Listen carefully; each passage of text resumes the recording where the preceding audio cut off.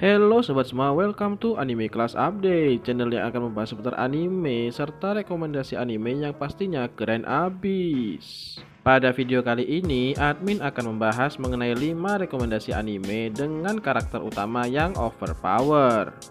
Sebelum videonya dimulai, jangan lupa untuk like, comment, dan subscribe serta nyalakan lonceng notifikasinya agar tidak ketinggalan update terbaru dari Anime Class Update. Penasaran anime apa saja? Mari kita simak videonya.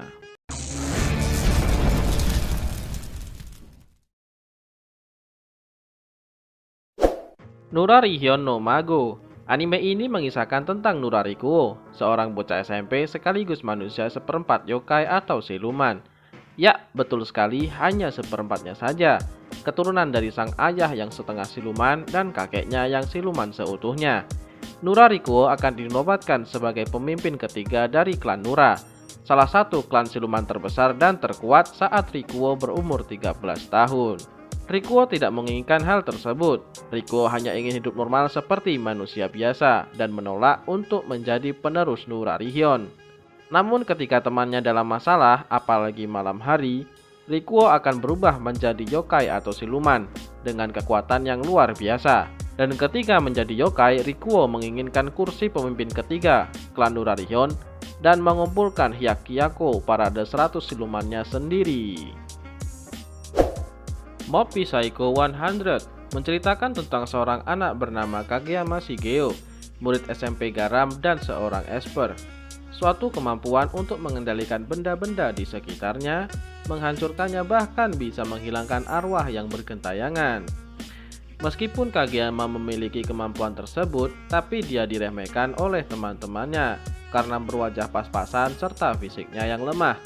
Sehari-hari Kageyama bekerja sebagai asisten sekaligus murid dari Reigen, seorang yang mengklaim dirinya sebagai esper. Padahal dia hanya memanfaatkan kekuatan Kageyama untuk membantunya menghadapi yokai atau arwah yang bergentayangan. Kageyama selalu membatasi kemampuannya, itu pun atas perintah dari Reigen. Jika Kageyama menggunakan seluruh kekuatannya hingga 100%, maka akan terjadi kehancuran di sekitarnya.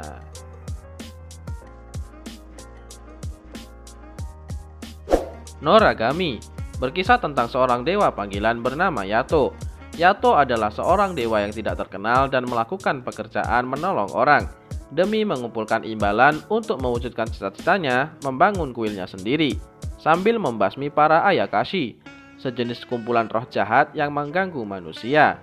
Ketika sedang menjalankan pekerjaan, dia hampir tertabrak truk, tapi diselamatkan oleh Ikki Hiyori.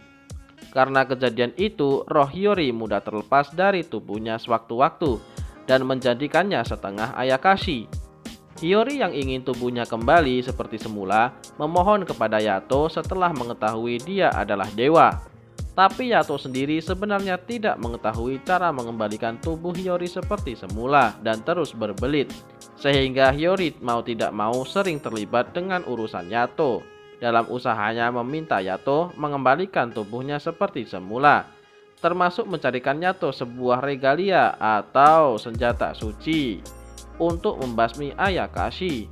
Seiring dengan keterlibatan Hiyori yang semakin dalam dengan dunia para dewa dan ayakashi, Hiyori pun semakin memahami bagaimana sebenarnya kehidupan para dewa, hubungan mereka dengan senjata sucinya, dan kenyataan mengenai siapa Yato sebenarnya. Overlord. Anime ini berlatar pada tahun 2126, di mana game bergenre di MMORPG dirilis bernama Yggdrasil. Setelah beroperasi selama 12 tahun, server game tersebut akan dimatikan. Dalam game tersebut terdapat guild makam besar Nazarik, salah satu guild terkuat di game tersebut. Guild yang awalnya beranggotakan 41 orang, kini hanya tersisa 2 orang saja. Salah satunya adalah Elder Lich bernama Momonga, yaitu pemimpin guild tersebut. Anggota guildnya yang tersisa muncul, namun hanya sebentar. Dia sadar teman-temannya mempunyai kehidupan yang lain untuk dirawat dan memutuskan untuk tetap login sampai server ditutup. Ketika waktu server ditutup tiba, namun penghitungan waktu di game tersebut masih tetap berjalan dan game masih bisa dimainkan. Selain itu, NPC yang menjadi pelayan di kuil tersebut bisa berbicara tanpa dikontrol oleh Momonga. Momonga merasa kebingungan, dan dia mencoba untuk memerintah masing-masing pelayannya untuk melaksanakan tugasnya.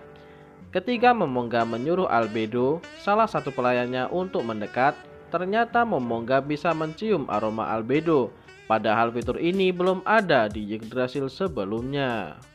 Kemudian Momonga pergi ke lantai 6 makam besar Nazarik dan mencoba kemampuan bertarung dua pelayannya, Mare dan Aura, dengan mensummon salah satu monsternya. Kemudian Mare dan Aura bertarung dengan monster tersebut dan dimenangkan oleh mereka berdua dengan mudah, meskipun monster tersebut berlevel tinggi. Setelah itu, satu persatu penjaga lantai makam besar Nazarik berkumpul. Shaltiar, Kokyutos, Aura, Mare, Demiurge, dan Albedo menunggu untuk perintah selanjutnya dari Momonga.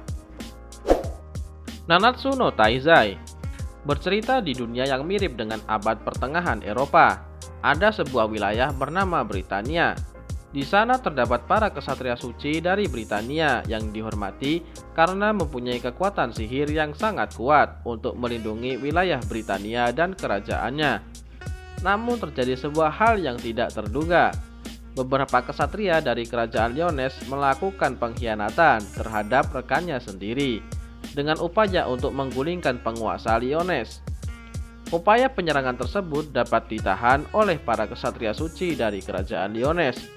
Rumor beredar bahwa masih ada para kesatria legendaris yang disebut dengan 7 dosa besar atau Nanatsu no Taizai yang masih berkeliaran.